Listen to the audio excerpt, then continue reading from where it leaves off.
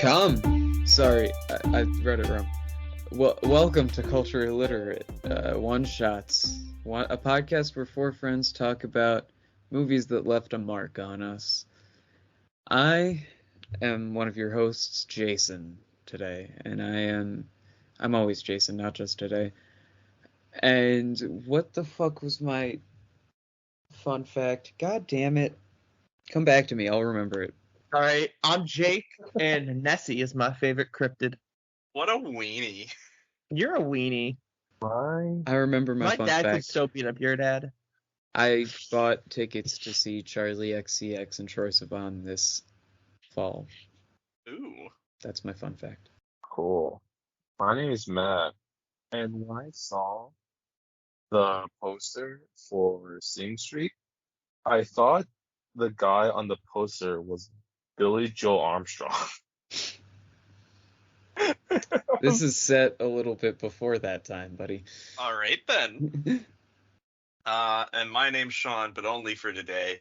My fun fact is that I have a cup from Jason that says sugar gay on it. I'm not going to elaborate. Yeah, and in addition to that, I actually have a picture of Mark McGrath, signed by Mark McGrath from popular band Sugar Ray, from Sean. You mean Sugar Gay? Sugar Gay, sorry, I misspoke. From Sean, and it is, in case you were wondering, a shirtless picture of Mark McGrath, and it is framed right above my bed. I hope you see it every night. Oh, I do. And when I wake up, it's one of the first things I see. Oh. Beautiful. I love it. It's one of my most prized possessions. I can't lie. Yeah, everyone introduced themselves, right? I didn't forget anybody. No, we all went. Okay, good, because I have some Rex. We forgot about the fifth person.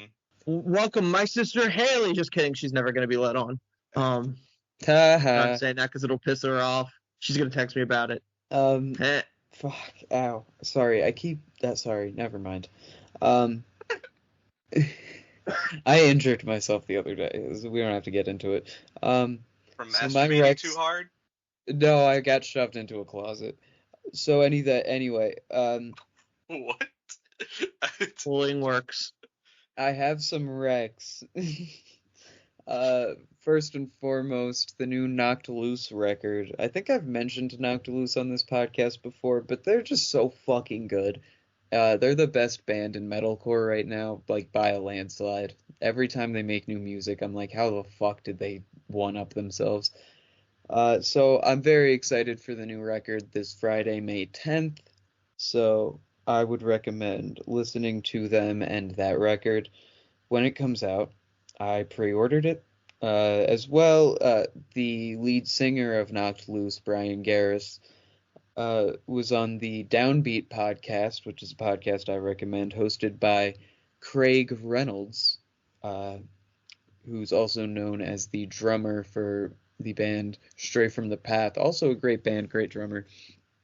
Good podcast. I recommend specifically the episode with Brian that they put up recently. Very, very good interview. And also the podcast in general is fun to listen to if you like metalcore, hardcore, heavy music, any of that shit. Well, if you like men, if you like women, check. Or if you like both, check. If you like sexual tension, yes. If you like tennis, great cinematography, thruples, balls, great well-written, well-rounded characters that do less than ideal things to each other, and also very ideal things to each other, I'm sure, for some people.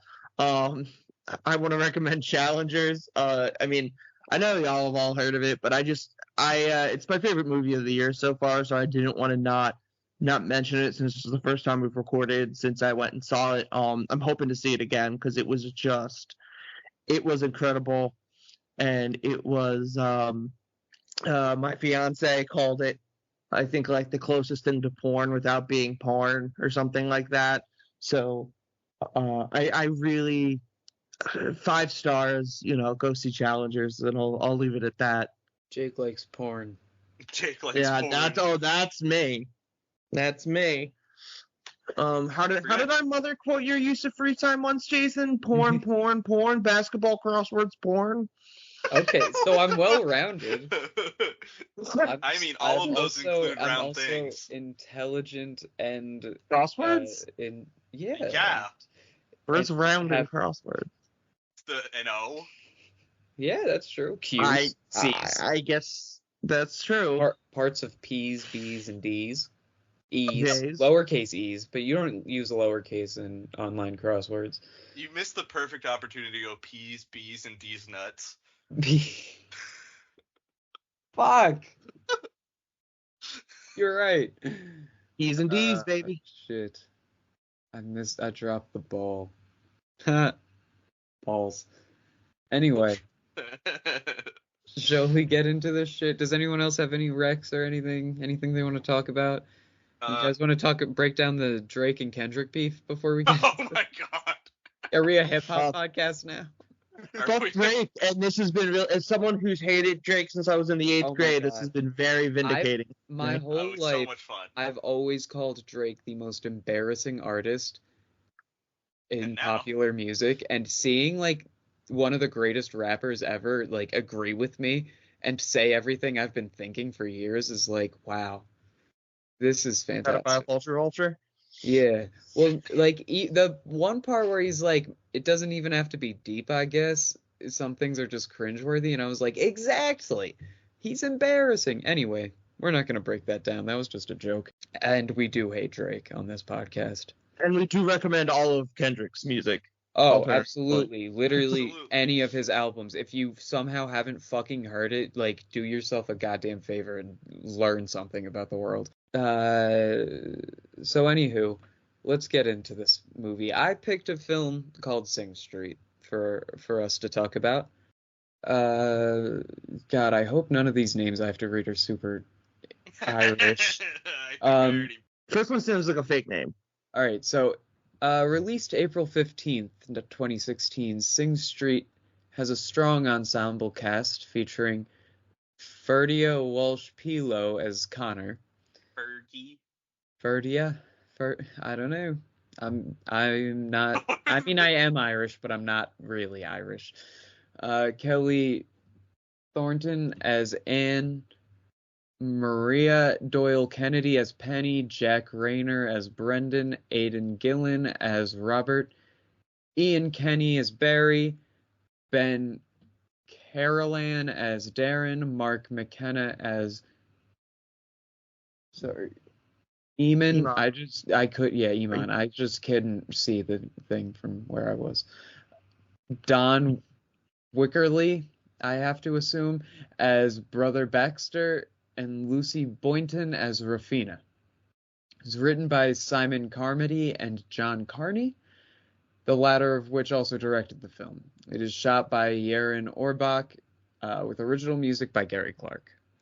Now, I picked this movie because I saw this movie when it came out in theaters with my mother. Shout out, Mom. And loved it. Back then, it is about a kid in like high school, middle school, or what? High school, I think. Starts a band, plays instruments, and loves 80s music, and because it's set in the 80s. And I love 80s music, and I play instruments and shit, and wanted to be in a band when I was in high school. So it like really spoke to me in a sense. And I loved it then, and I have not watched it in quite a few years. I think I rewatched it once since then, so I wanted to rewatch it and see how I felt it held up, if I still felt as connected to it as I recalled. And I did, to be honest. I loved it still. Not to dive too deep into my thoughts already, but I did. So, anyone else have any thoughts before we get into the plot? No. Well, I didn't even know that you had seen this like in theaters when it came out because I had never heard of this before. So I assumed it was something like I don't know, maybe I just didn't know.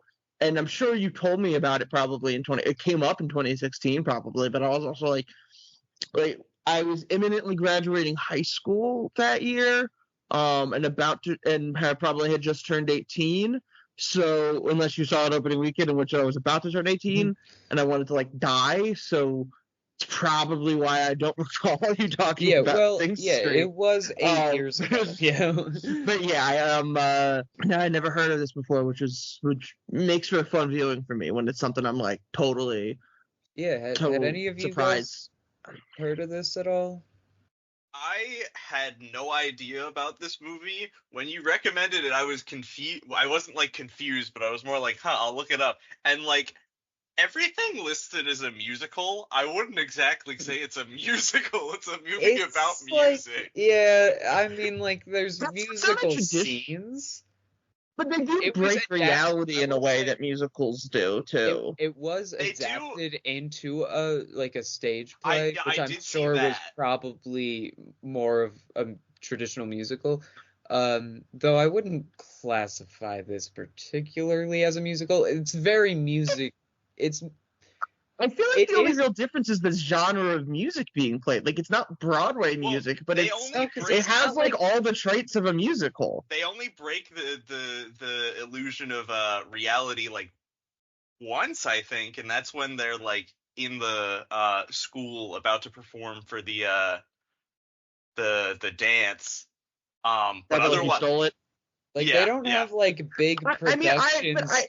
I They don't maintain that purely like some of the for- editing qualifies as breaking reality too, though, because there's things that are shown of like in the ending when Rafina is making the decision to like go We're see them jumping at to their the end. performance or whatever. I know, but my point is like she's not here. Like you're cutting to her and the music is playing, but she's not there. She's not hearing that music, and that's like yeah, typically that's something that you'll do in general in movies. But given that within the context of this film, they are singing, it feels a little. I don't know. I think it's apt to call this a No, music. but I don't know. I just feel like the only times that there are songs playing is when there are people actually playing songs as a band, though. Yeah, but that's what Like, happens. Like you watch La La Land, they're singing when the I've songs never happen. fucking seen La La Land, first of all. I've never. I So watch I High don't School get that Musical. reference. It's the same thing. No, what I'm saying is that there are scenes in High School Musical where they're just talking and then it goes into a musical number. This is where like they're shooting a music video or they're a band writing the song. Like it's not I just don't get why it's that makes not, it not a musical. I think. and I the also reason don't to think me there's like I don't think there's enough musical numbers to qualify it as a musical. well, I think to me the one thing that makes me go about that distinction is because like you have movies where there's singing involved and they're like doing things that would normally happen in a musical, but typically those aren't considered musicals because they'll have one musical number and maybe like something magical going on or whatever. And I'm trying to think of an example, but like nothing comes to Well, mind like at the top. But there's like I a don't couple. want to argue too much because I really liked the movie. I just No, I it do. does I hit the think this is an criteria. actual. I think this is an actual interesting thing to talk about with this movie because, like, what makes it a musical and what makes it Well, potentially yeah, not. I mean, obviously it subverts a lot of things, and like again, I think Oh, it It's does. definitely not I think what the you would biggest difference what is you that it's think like of when you think of a pop musical. rock music. I guess it's like 80s, like The Cure, like that type of music.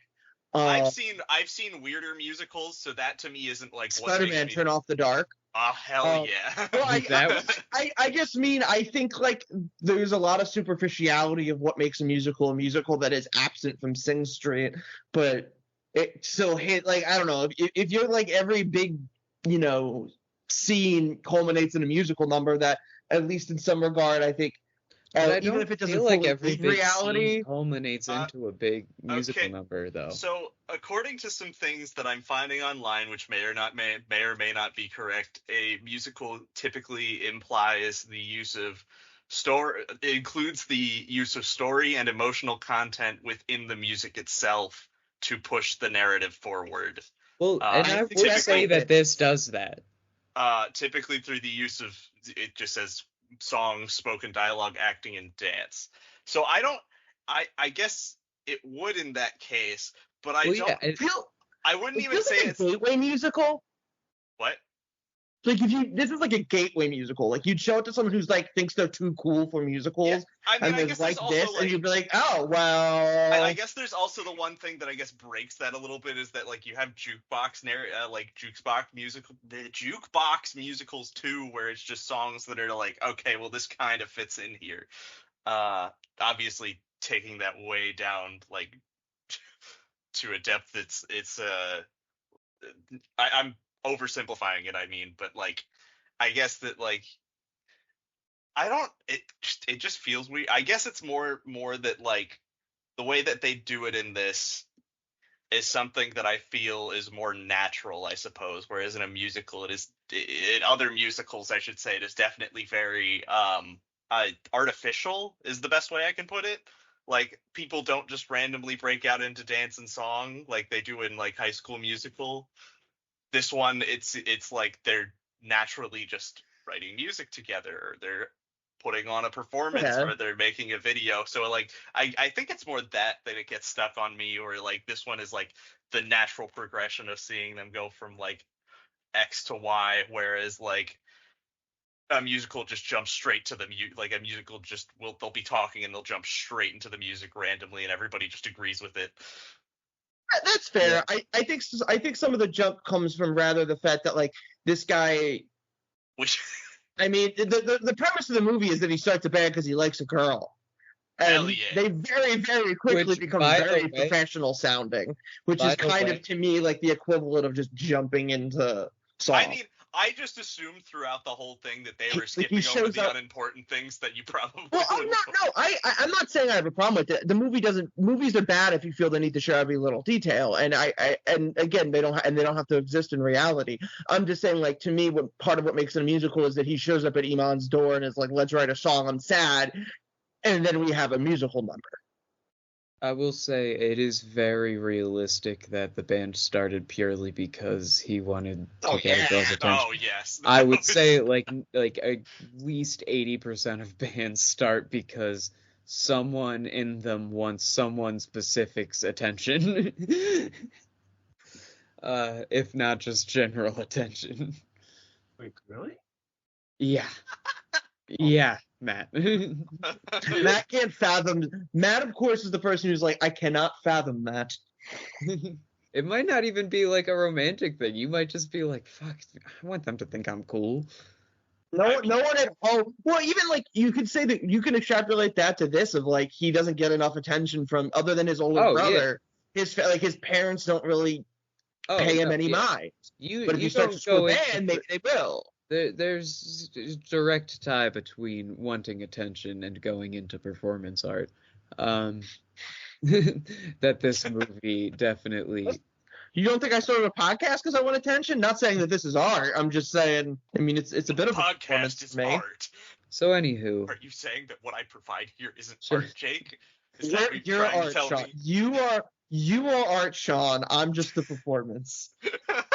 so in inner city South Dublin in 1985, Robert Layler struggles with his architecture practice and his marriage, and drinks and smokes to excess.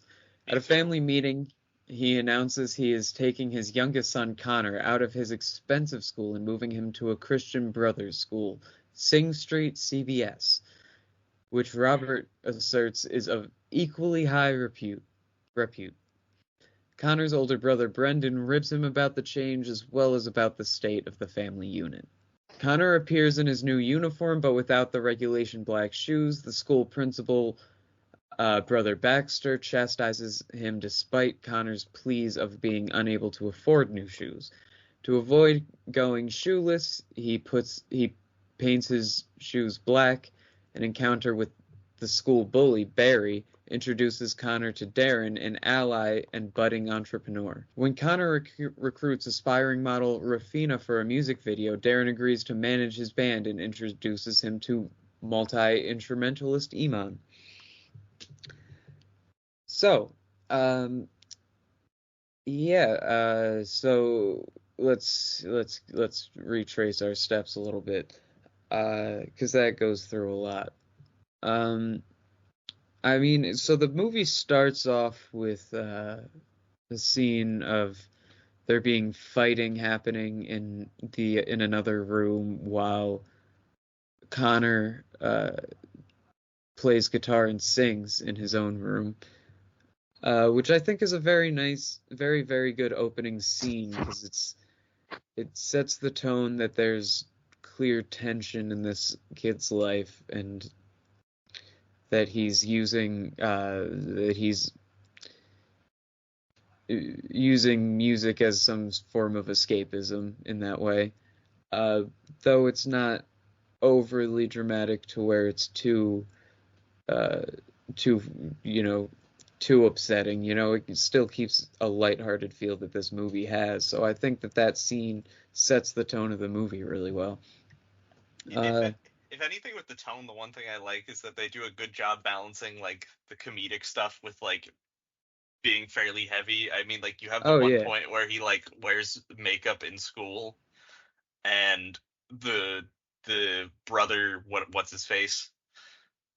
Brother Baxter. Brother Baxter, like, to wipe off the makeup, essentially like forces his head into the sink, and then like to a degree tries to drown him, which is pretty fucked up. But like they managed to keep like they managed to intersperse enough like of that with like this fairly realistic tone and like comedic elements that it makes it holistically feel like it does a good job of balancing all those things and making it like have this very I want to say like heartfelt, but also at the same time of like there's a realism to it in the way that it portrays itself and the tone. Yeah, agreed. One thing that I think is kind of funny, so the movie's set in 1985. In one of the first scenes, they're watching music videos on TV, and Duran Duran is playing, and Connor's brother Brendan refers to them as up and coming, and that the jury's still out on them. They had already released like 3 albums and had multiple hit songs across multiple countries in 1985, so the jury wasn't really out on them. So that's a minor timeline error, but it's whatever. I just think that's kind of funny, if anything. You had teased like right before we started recording that there was like a little timeline thing there, and like I mean you're right. Obviously, it doesn't matter, but you could alternatively kind of read it as like in general Connor puts like undue respect, like his older brother, and it's no disrespect to what's his name, Darren, right? Is Darren the older brother? No, Brendan. It's the Brendan, right? Sorry, like.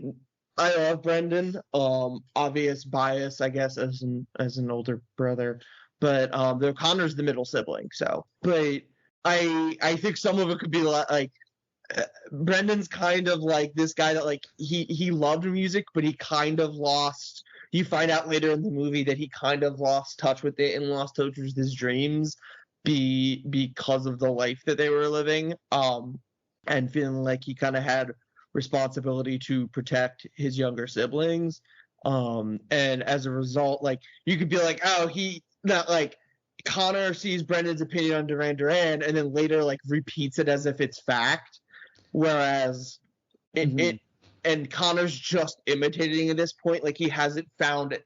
They start the band, they're just doing covers. Like he hasn't found who. It's a coming of age movie. He doesn't know who he is yet, and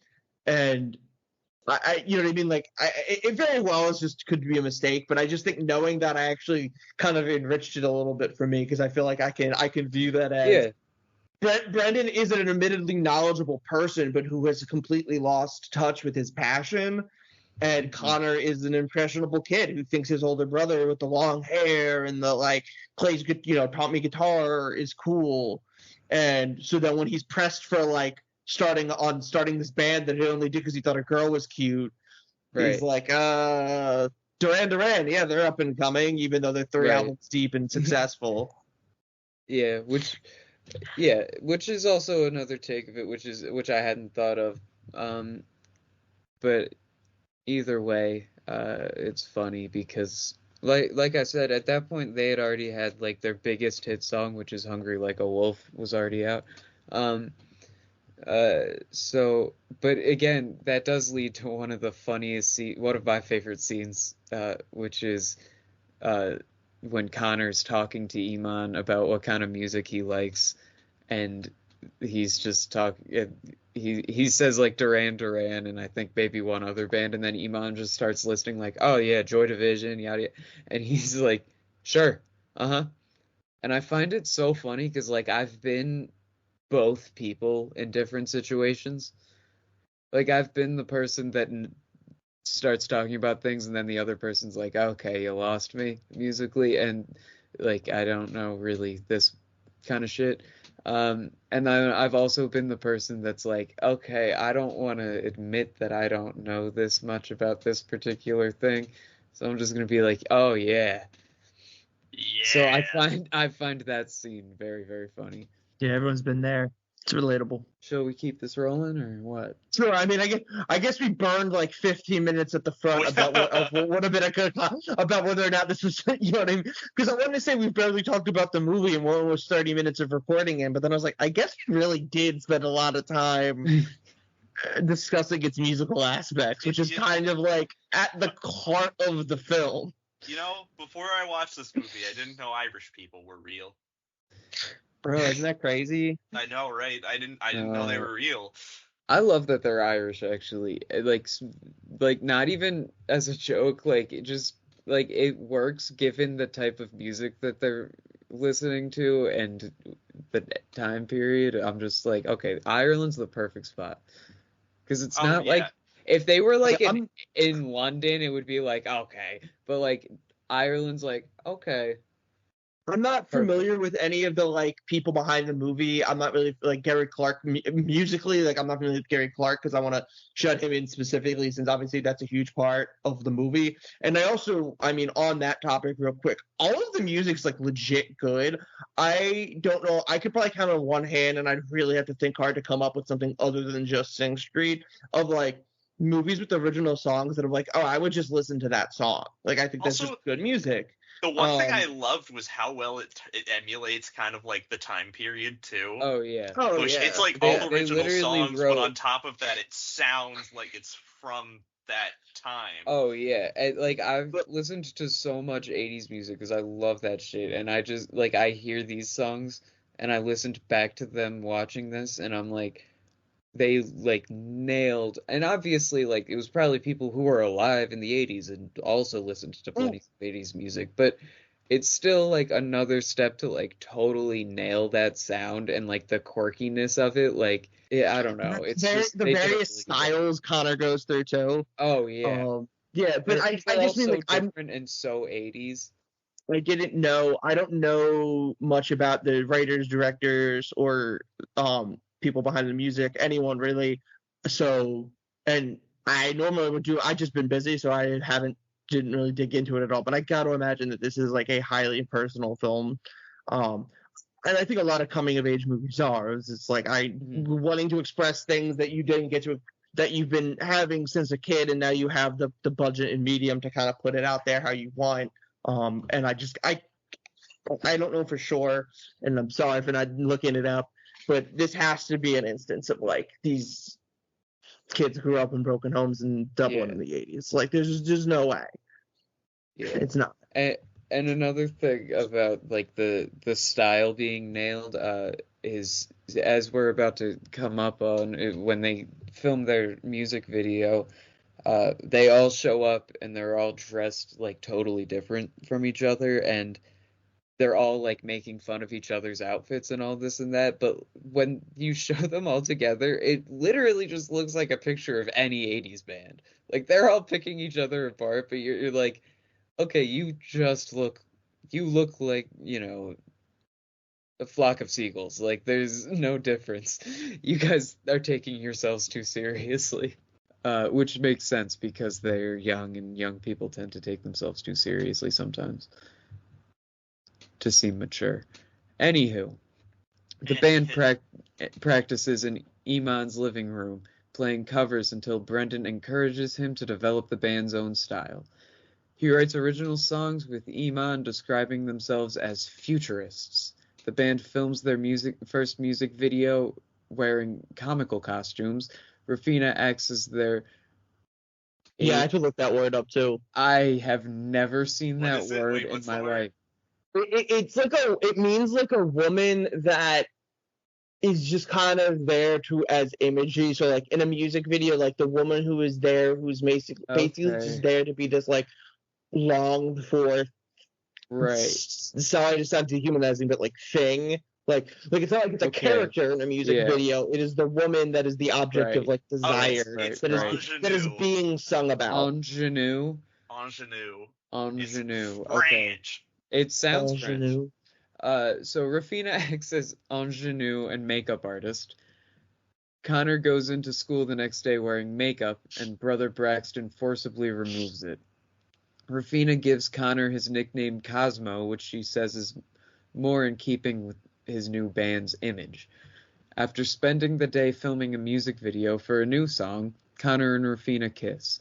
Connor also stands up to his bully, Barry, by pointing out the insignificance of both of their lives, which greatly upsets Barry. Yeah, I love the whole first music video scene, because you see how out of their depth they all are. Like they don't have they don't have their wardrobe coordinated. Like I said, it ended up looking like just every other 80s band, but they're all a mess. They're yelling at each other when Rafina comes, and then she shows up and she's like, what the fuck is going on? Where's the camera guy?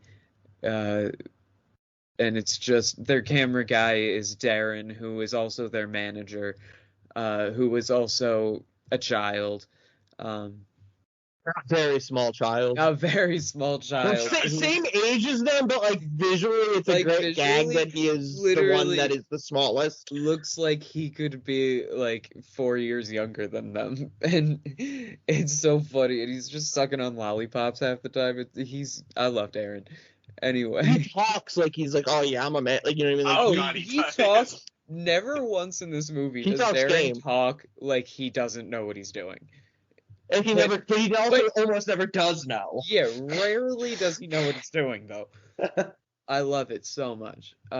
He's just a little ginger kid his hair looks exactly like Harry Styles' hair when he auditioned for the X Factor. Hell yeah. So, if you've ever seen him in that era, it looks like it's going to explode into dust any second because of how old it is. What? Did I miss something? Man, what? Darren looks like he's gonna explode into dust. Oh, when he was working the camera, he went to go work on the camera, and it was falling apart as he was. Oh, the camera! Your audio came out really weird.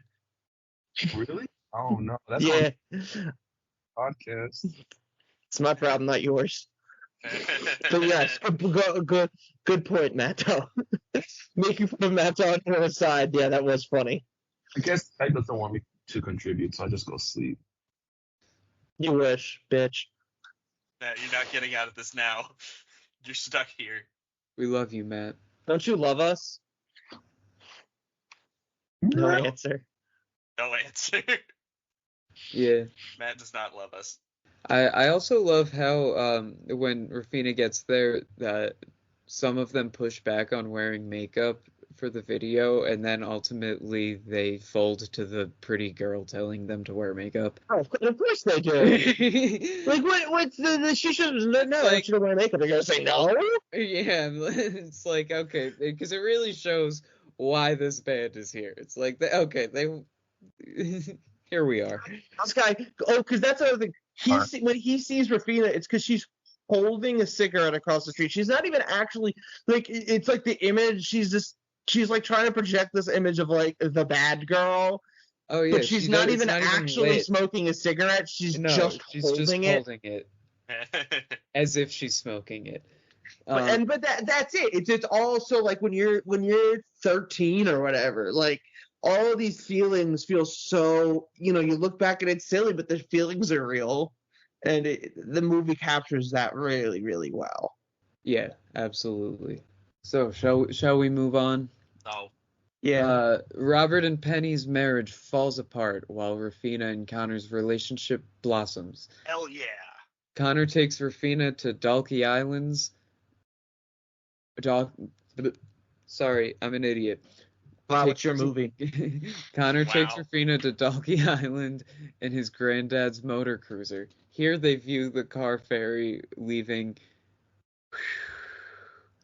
Dune Lauger. We're watching Dune now? Dune?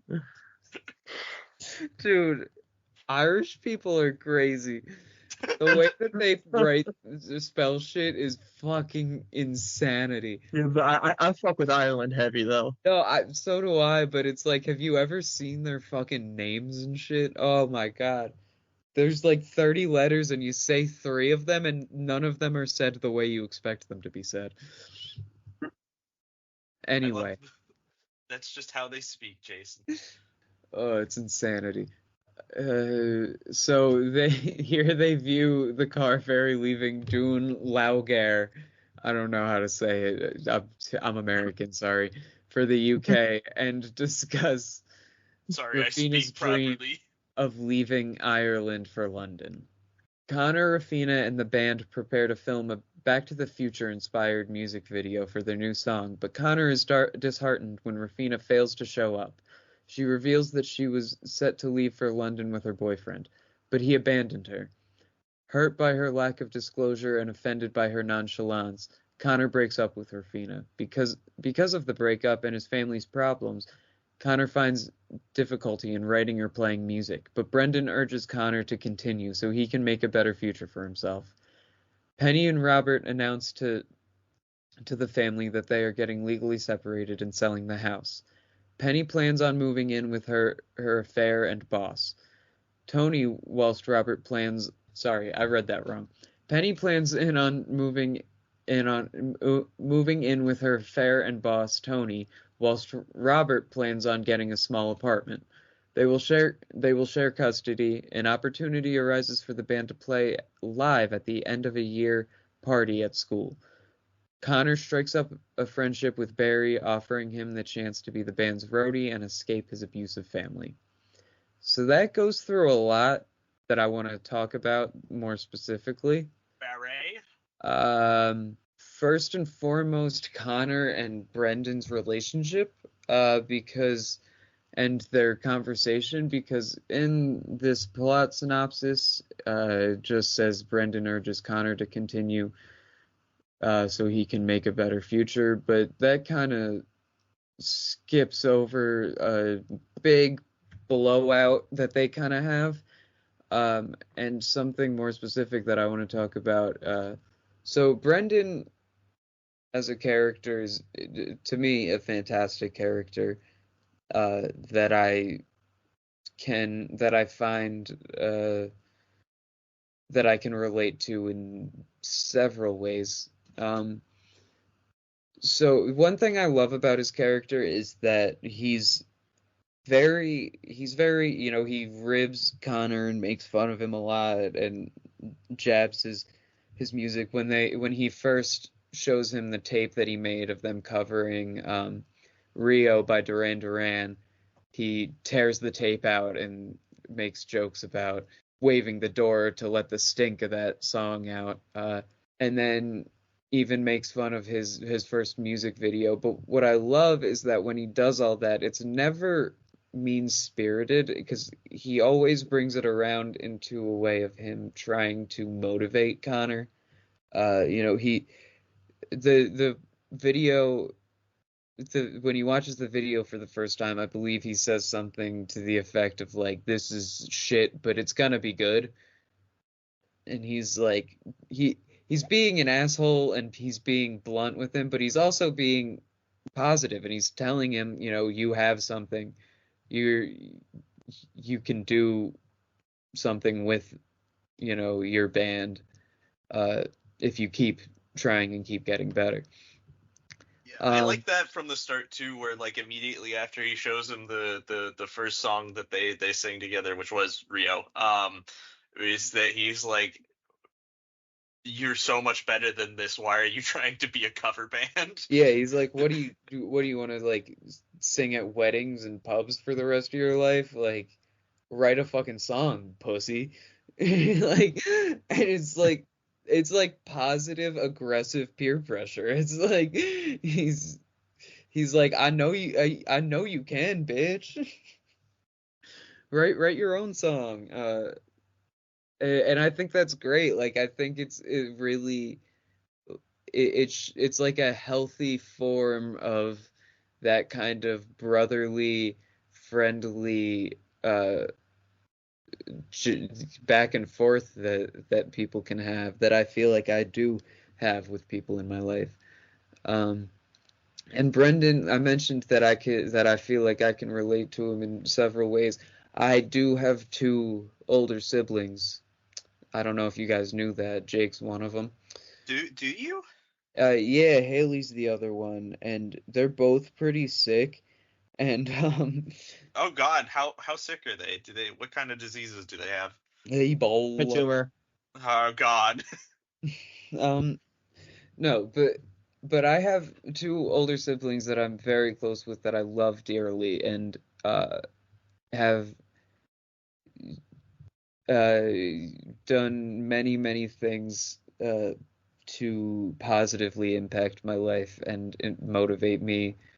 And I see that in Connor, because I do that because I also joke around with my siblings a lot in the way that Connor and Brendan do, and I think that that's a beautiful thing that's demonstrated in this movie. And I also could feel as though I relate to Connor within myself because uh, I, being a person who loves music and has passion for it and has whatever this and that, I feel like I kind of view Connor and Brendan as two sides of myself in some sense, not to sound dramatic or whatever the fuck, but I kind of do, in the sense of like when they get into this argument, Brendan is talking about how he used to be a great musician and he used to play guitar all the time, and he blew it and wasted his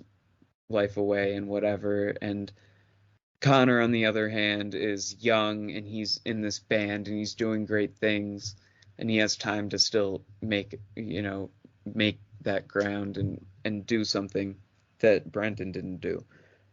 And so I feel like those are the two things that are within anyone who has a passion that they want to follow and is scared of following it, or is like, okay, if I never try, then I'm gonna end up, old and bitter that I didn't try. But what if I do try and it fucking sucks and I don't know? And it's hard to do because I'm sad because Rafina left me, bitch. Or I left Rafina because she was kind of an asshole. The one thing I want to add that you mentioned too, I really do love the relationships in like this. Like they really do a great job of focusing on the ones that matter, because like you don't really see like their the other members of the band aside from Brendan and is it Brendan? Why am I forgetting? No, Brendan and Brendan's his brother. Brendan's his brother. Darren is the manager slash videographer, and then Iman is the like his like maid writing partner. Okay, yeah. So like the guy between with the Eamon and glasses. Darren, like you see like their relationships there. You don't see like the other band members that much, honestly. But Well, like to be fair, the other band members are the bassist and the drummer. Like, they do shit. we don't. There's a reason we don't see them. But Every band won, Jason. Don't undermine them. Oh, you're This absolutely right. But they do have a history of getting cut out. Yeah, they don't Well, diss on them. This is how easy bassists. they are. Bassists bring no Bassists? value, Matt. Oh, no, that's not true at all. But Also, Jason, just hey. fuck, No, I bassists they have are places to contribute, and I was about to say how I like the relationships between the bandmates, and then you fucker, you go in, steal my thunder, fuck you. you're welcome, Matt. But the way I liked the way that Brendan reacted to the whole thing too, of like him having failed at like following his dream in the end, and like never really getting that chance to be a musician like he wanted to. I like that, despite there being one moment where you really see him getting angry and jealous, to see his brother kind of like be doing what he couldn't, like to see Connor doing like what he wasn't able to do. I do really like the fact that it's just him being so brotherly and trying to like help his in the end help his brother succeed either way, despite him being like only really seeing once that he's like jealous that his brother is actually going out and doing what he always wanted to do. Yeah, and even when he's at his angriest in that scene, like he has a line where he's like, "Oh, and everyone praises Connor, which is fine, but," and it's so like even when he's at his angriest, he does still acknowledge that he's like, "You're my brother, I love you. You know, I want what's best for you, even if I'm bitter." Yeah, it's beautiful, beautiful scene. I also love when they go to the bully Barry's house and they get him to be like their roadie bodyguard. Because that's just a nice little full circle thing that they're just like, look, you're only an asshole because everything in your life is shit. Just come with us. Oh Yeah. like actually take it out on the right Like, people. look, Yeah, it's a look. nice little moment. It's like we see that you're bigger than that. You're more than that. Like let's try to show you the right way. Um, and that was a nice sweet moment that he and the fact that he just like looks back at his family screaming and shit and he's like, "All right, let's go." And then you Yeah. see them walking off in the parking lot and you can still hear them like yelling at him to get back, though not making any attempt to try and get him back, which says a lot. I Um, love on Barry's face. He looks so happy leaving the house, and yeah. I flips his father off, if I remember Yes, he correctly. does. He does. Yes. I love that. It's just very Yeah. nice. Oh, just Oh yeah, I even love that it's a lot. like the worst, characters aside from like Brother Braxton, like even the bad characters in this like have some kind of heart to them and they try to show them love in some way. Uh, Yeah. aside from Brother Braxton, who's just a fucking piece of shit. Yes. Fuck that guy. He abuses kids. Um, so anywho. Uh, anyone else got more to say about this? We got one more paragraph of plot to go. Brother Yeah, I'm Braxton kind of can eat a saving my dick. thoughts for after that. All right, fair. I kind of figured that was the feeling. Yeah. All right, Connor prepares a new song mocking Baxter, which the band performs as an encore while distributing homemade masks of Baxter's face. Rafina arrives before the band finishes and reconciles with Connor. Both of them leave the party and the school in uproar. After secretly saying goodbye to his family later that night, Connor and Rafina persuade Brendan to drive them to Dalkey so that they can escape in the motor cruiser and head to London. Brendan agrees and drives them to the harbor, where Brendan and Connor embrace. Connor and Rafina sail out to sea, following the ferry across the rough Irish Sea to a new life in London. Brendan watches them disappear into the distance and cheers, overjoyed that his younger brother has left to go on to greater things. I absolutely love the pure joy that Brendan has as Connor leaves. Nothing but happiness in that man's soul. Just like yelping and leaping. Yes, he's looking the way I looked when the Eagles won the Super Bowl. Like he is thrilled that he's like this guy is getting out of this shithole. He's doing things. He's trying. He's making his life. Attaboy. Yeah, there's so much pride. Like, Yeah, absolutely. his, The way he just shouts and screams in happiness is can't be overstated in my opinion. That said, I love the final musical number as well. The final musical number is tremendous. They, in traditional rock band fashion, they play past their curfew and mock the guy who is trying to enforce the curfew. It's classic, you know. You can't ask for anything better. That's what you want a rock band to do in a coming of age movie, in a teen rebellion movie, and they do it. It delivers. You know, out of the masks of Baxter are great. It's getting to dunk on someone who, like I said, is just a complete shit stain in the entire movie is like it's nice. Wholesome. It's It's wholesome. great. It's wholesome when any time a group of people can shit. band together to go against one piece of shit that they all hate. I know that feeling all too much. Yeah, absolutely. yeah. Yeah, fuck Sony. Yeah, fuck Drake. Fuck a lot of things, but that's true. I mean, it's a good example of the inherent like kind of purpose of a lot of art being protest and statement oriented. Which is also true because like I think completes kind of the arc and full circle of a band that was started purely because that girl holding the cigarette across the street is cute, and ends with him being like, at this point, obviously they end up together, but at this point no longer with Rafina, and making music because he had something to say and he knows what his viewpoint is and he wants to have an outlet and use it this way. Just a complete 180 from the original why he started the band, and just a full kind of just the full completion of his character, or at Oh least yeah. to that point. Yeah. Obviously he sails off into the distance with hopes and dreams, quite Yeah, literally. I love sails off. I'm glad that you mentioned that because I love the fact that I feel like the movie makes a point to show that even though Rafina's the reason he started the band, he does find a true passion for the music he's making because she leaves, she's not there and he keeps doing his thing. He keeps writing songs and he's having a blast at that concert even before she shows up, Yeah.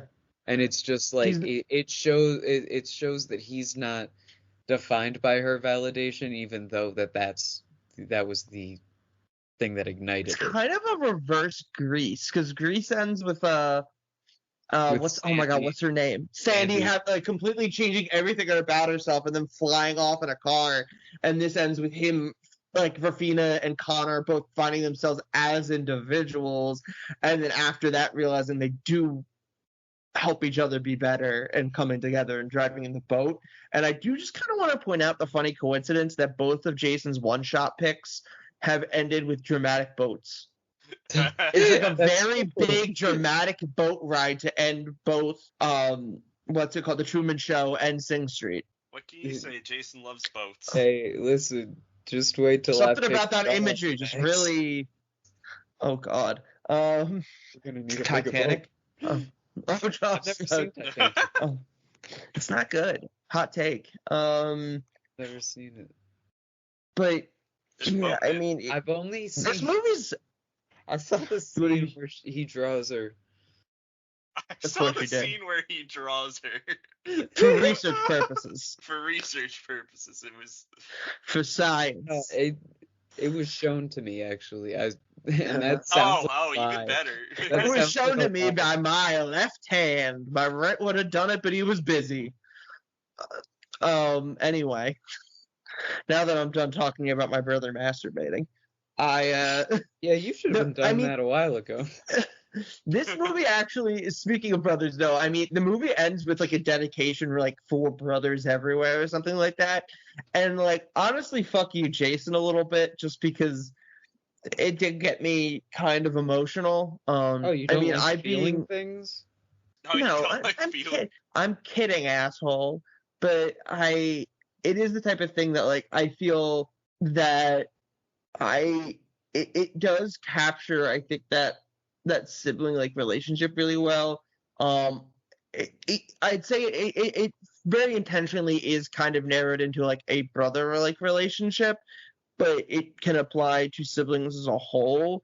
I mean, I myself, I know Jason talked about like kind of relation to like the various characters in the movie. I feel similarly, just in the sense of like Connor is a middle child, so there's a certain amount of relation that comes from that. Though one of my few like qualms with the movie is that I kind of don't know why Anne, the younger sister's even in there. I Yeah, kind of wish they would have done like they just like she needed a doesn't like third. if you They if wanted you a third I kid. thought she was. I thought exactly. she was an older sister. It Oh, seemed like is she? I think I thought she was seemed- youngest. It seemed like she was older than Connor, but younger than Oh, I thought she was like a child. She did not look like a child to me. I disagree. I Okay, didn't think Drake. she looked like a child Um, either. Let me get in Sing Street. I thought she was supposed to be the youngest, to be honest, and Connor was the middle. What is how I need? I need. I don't even know what to look. I don't even know what to look up because Anne's not even a real fucking character. She's like, are they gonna She's give her... really like she's just kind of there.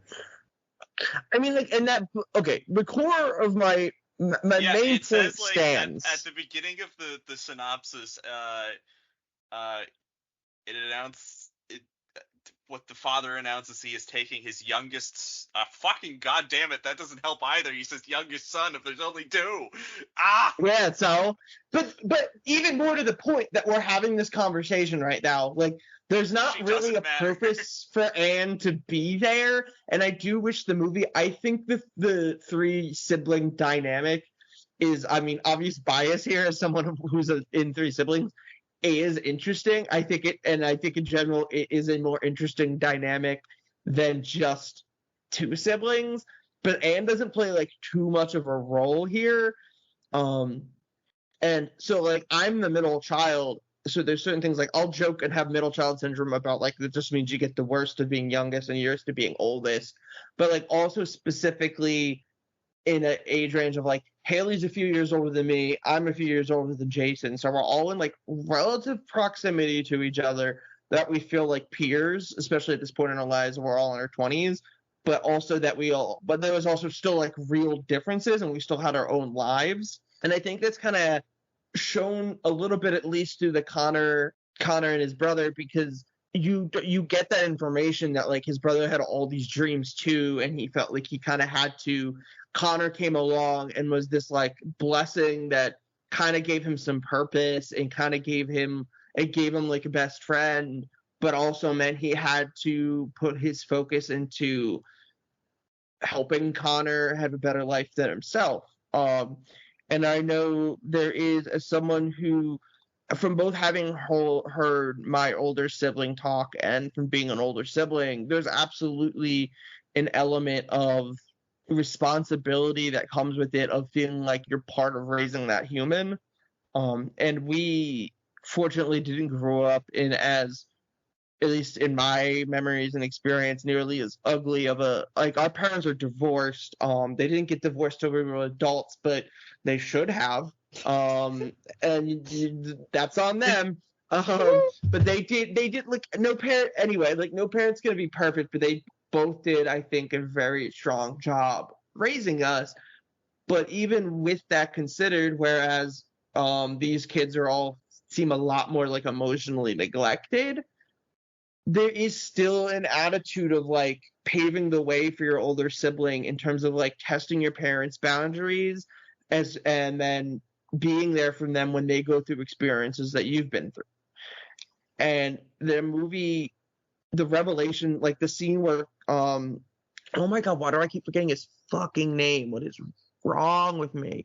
Bernard? Is it Brendan? I don't know why I keep wanting to say Bernard now. When Brendan gets mad And you kind of get this like something that it's just something that like I think Connor never. When you're the younger sibling, you don't get to know what the person was like before you. Connor never knew Brendan before Brendan was his older brother. And I think, and I love Haley. I'm very close. I consider myself very close with Haley. I'm very happy with the relationship I have with both her and Jason. I've no offense to Sean and Matt, who also have siblings, but I've never met anyone whose sibling relationship I'd rather have. But yeah, there's a version of Haley from before I existed that I never knew, and my birth and existence changed how her life played out, and I think that's something that like when you have an older sibling you realize, and I can't think of a lot of movies that kind of have that moment put on film the way Sing Street did. So the movie definitely made me feel a lot of emotions, both as because like in the final scene when while it's again more brotherly focused than like overall sibling, I guess I can relate to the joy. First of all, Jason dropped music. We're gonna rock that. I don't know. I didn't even know this. I only check the socials every so often, but there was music uploaded to the Upsides on SoundCloud. So check that out, everybody. But I can relate to the feeling of joy I get. Like I literally got that feeling today when I went on to tweet something else on the podcast account, to tweet out that I didn't like the new Superman suit reveal and saw like, oh, I totally missed this. And I think it's like, I mean, obviously it's not as dramatic me seeing something on a Twitter as Connor sailing off in a boat at 14 years old or whatever with his girlfriend, but like that joy of seeing Jason pursue something that makes them, that is fulfilling. But I also, I'm also a younger sibling. And Haley has been like, obviously I'm not, again, I don't want to compare this podcast or anything to great works of art. Don't get me wrong, but Haley has been nothing but absurdly supportive of it. And in general has always been very supportive of who I am and what I do, if it's just hobbies, if it's relationships, it's whatever. So I think like the culmination of everything in this movie really, really got to me because I'm like, I got it coming from all sides. And I just think it is a very incredible achievement for this movie to have successfully pulled that off. It's a very complex relationship siblings have. Well I said. I thought Matt was about to talk, and then I he thought Matt was didn't. gonna say something too. He may be talking to someone else. He never mutes his mic when he does that. No, I was talking to you. I was just agreeing with your point. That was it. Oh, okay. I think Matt just doesn't I- love us. I like that a lot because like I definitely feel it a lot more because I as like a kid I don't live with my siblings anymore obviously, and like it like I think they did a good job at portraying a lot of the shitting on each other, but at the same time lifting each other up in a way that only siblings can kind of do, which was really sweet. And especially it's just again it's such a difficult like portrayal to have just because you can either take it too far and just make everybody seem like a dick to each other, or you can make it too wholesome, I guess. You can make it too like uplifting and then they don't seem like a real sibling. Like they're gonna rib on you and like get on your nerves, and that's kind of the point. So like I really like the way they portrayed that. So yeah, I didn't really have anything specific because like it's the way that the dynamic was here is a little bit more like with somebody who's older, like and being more close to them. And I don't want to say I'm not close with my siblings, but like I don't have that deep of a connection because we just aren't around each other all that often because like we all live in separate places. So like that's why I say it more like as like younger me, I more relate to it than I would if I were say um now. But on top of that, it's also like I assumed from the beginning of this that Connor was the younger sibling. So like well no, it was the reason why I took it as he was the younger sibling was because they've talked to the sister and she was supposed to be taking classes and stuff, and they talked about how she wanted to do either art or art history or something like that, and she had decided against it because it was the same situation as Brendan, where she didn't want to follow her dreams because it just wasn't worth it. Essentially, like she was told from the start that she had to like fit into a specific category of like do good in school kind of stuff. So like I did like the dynamic of like that in here, and like the siblings all kind of at the one moment, there is only really the one moment that she comes in, that their sister comes in and like talks about it a little bit, and that's during that moment when they're talking to her about like she didn't do what she wanted to do either. So like they kind of, I liked that it's from the perspective of like all three of them and how they went through the same situation and how each of them is dealing with things a little bit differently, and because Connor has like the knowledge from like those past and those above him, it gives him a little bit more of a push to do what they didn't get to do, which I think was, again, it's like I like that whole dynamic between the siblings, even if the sister isn't there for that much. I think the one moment that she does show up is like good. I do wish that like, yeah, she was in there more, because it feels like you could have taken her out and this wouldn't have mattered as much on it, or her role wouldn't have really changed anything, is the one thing that I find kind of weird. So yeah, that was a bit rambling. Yeah, I do think the same could be said for a lot of the band members, which I think Matt hit on earlier. But like, I would have liked to see a little bit more of them, and at least like, even if it was just like us seeing each to understand like why they joined the band, just because I think like you kind of get this like, I don't know, you kind of have a congregation of like the outcasts that form this band, and we know some of their reasons, but it just feels like well, why is it sticking? It's hard to. I would have liked to, if I know at least a little bit about each band member, I can understand why the band comes together and sticks together a little bit more, and it just makes it feel a little bit more full. So I was glad they skipped the whole. I was worried they were gonna do like a they find out he only started it for a girl and got mad because, and I was glad they dodged that, because I think a lesser movie would have done that, and in reality, every single teenager would be like, "Oh, you started it because you think someone's cute? Okay." No, because they all probably joined it for similar reasons, is the thing. Yeah, there's somebody in there. But even that, like, that would have been cute. That would have been cute if there was a moment where you found out that every single member of the band joined because they thought someone was cute. Like, I kind of wish there was just like a moment each or something. I don't know, but it's a small thing. But I didn't want to not say it. It's a small thing. After all, that's what I say about my penis. Don't get us copyright struck. Oh, suck my penis. It also, I do think the movie does a good job kind of capturing the feeling of a bit of a failure to launch aspect too. Just because, like, I felt a lot of pressure with like. Our older sister Haley growing up was like always so fiercely independent, and I think wanted to move out at like 12 probably. And I didn't. And then you like, think that old? Yeah, really, exactly. Sorry, 10, 9, I don't know. No, I think at one point when she was like 5, she asked our parents like, "Why do I need you guys?"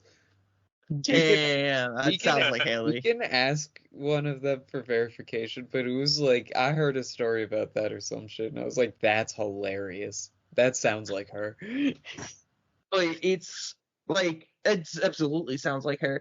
But I mean, like, but she got out of there as soon as possible, and like, listen, love your mom, you made a great home.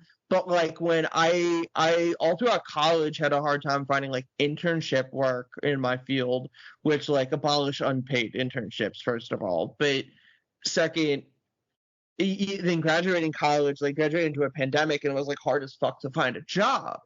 And there's a point in you that it's like, what's wrong with me that I'm living at home?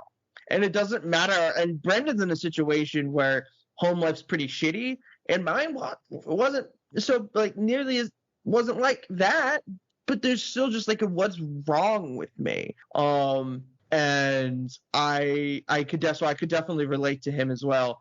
So that's another thing. Like if you've ever had that feeling of like a similar situation where like for whatever financial reason you can't move out from home and you're thinking like, why am I 22, 23, 24 and living with a parent or parents? You're probably this movie's going to really bring up those feelings in a way that is very validating and cathartic, I think. And it's just another element I kind of wanted to touch on before I don't know how close we are to wrapping up, but I didn't want to left that unsaid because I think that's another element that made it feel a little emotional to me. Fair enough.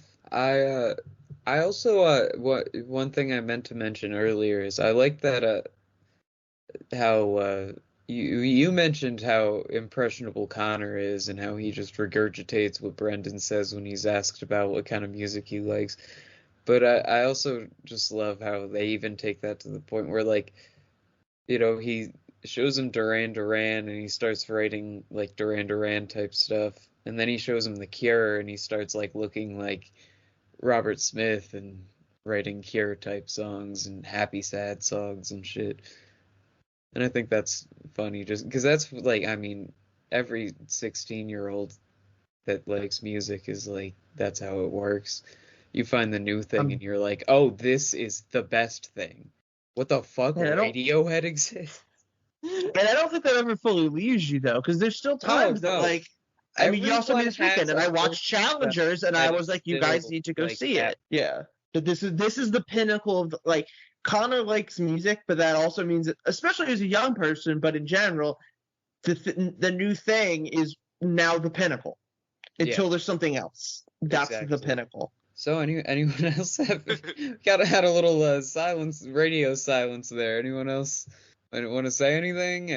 No. I mean, I've probably talked the most. I'm not probably. I've 100% talked the most, despite this being your pick. But it really resonated with me. So. Well, yeah, I love this movie, and I'm glad that it resonated with you. Yeah, and I'm glad that I'm sorry.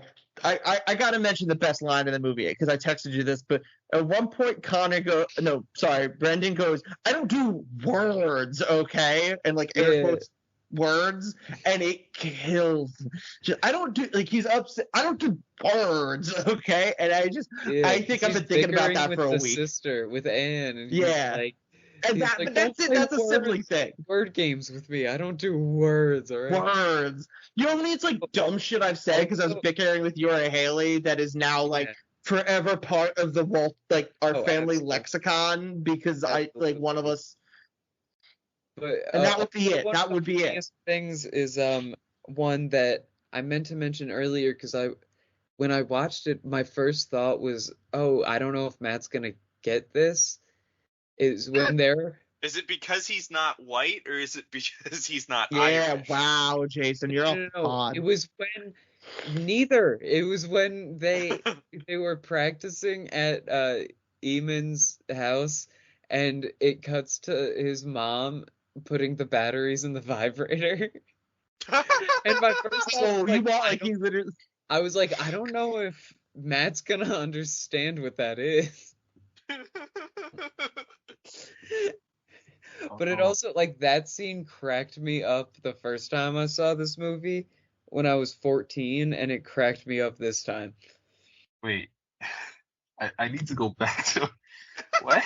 When they were do you know what a vibrator is, Matt? So when they're first practicing in his house, it cuts to his mom and she's putting batteries in a long cylinder on her bed.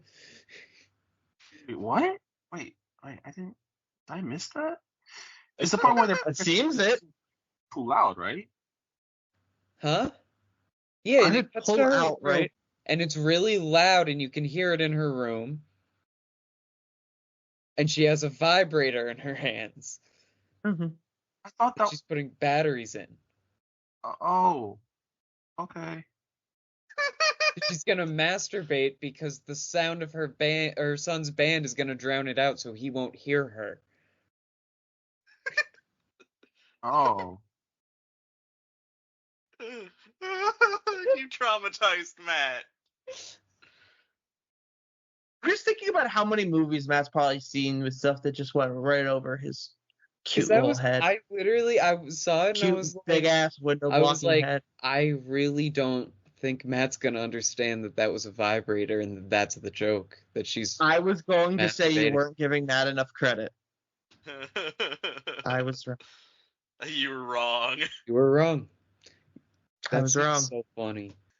Oh my god, that's fucking.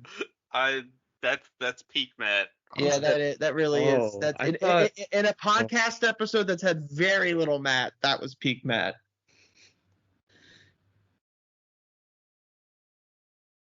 Oh goodness gracious, Matt, our sweet child. Sweet summer child. Anywho, does anyone have Sweet baby boy. anything else before we want to get this thing out of here? God, I don't think so. All right, so let's do our final thoughts. My favorite thing uh is probably, I think, just overall the realism in the relationships between every character, between the bandmates mocking each other and uh Connor being awkward with Rufina and lying to her to impress her and then creating a band to cover his tracks. Just everything, we went into depth about the family relationships already, but from head to toe, I think the relationships of the characters in this movie is just really accurate to teenage teenagers in, in a band and whatever, and that type of family. I think it's just very well executed. Least favorite part is the fact that Anne just is into character, other than just being named Anne and being in the house. And would I recommend this movie? Yeah, I would. I think that I made that clear at this point. So if you didn't get that, fuck you. In the ass. Short and sweet, since I co-opted this episode from Jason. A highlight is the Connor Brendan relationship. The weakest point is just I wish some of the other band members and the sister had like just a moment or two to kind of flesh out the movie. The pacing is like just right as it is, but I'd be willing to sacrifice a little bit of that just to kind of like fatten up the movie in terms of character. And then, of course, I recommend it. I think it's a really good movie, and you're never too old for a coming of age movie. It kind of just it really makes you process life. That genre, man. So definitely recommend.